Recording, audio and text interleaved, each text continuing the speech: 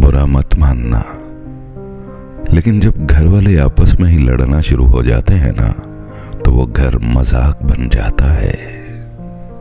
जिन्हें कभी तुम्हारे पास से गुजरने की जरूरत नहीं होती थी, वो भी तुम्हारा तमाशा देखने, तुम्हें समझाने तुम्हारे घर के दरवाजे तक आ जाते हैं। देखो, मेरा गिरेबान छोड़ के बात सुनो।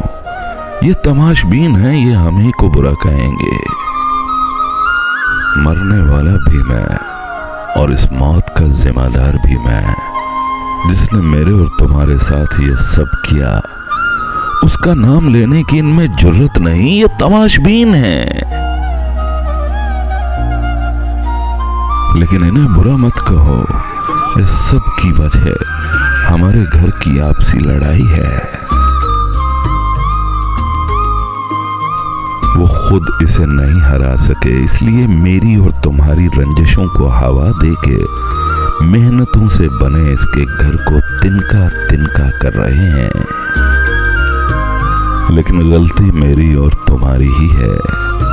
हम इतने बेवकूफ कब से हो गए रहे, एक दूसरे को गाली देने की बजाय। चलो हम दोनों एक बार फिर से अपने लफ्ज उसी दुश्मन का मुकाबला करने में बोलते हैं, जिन्होंने इस घर के खान को इस घर से जुदा कर रखा है। तुम मेरी ताकत बनो और मैं तुम्हारी, और हम दोनों अपने घर के खान की ताकत बने।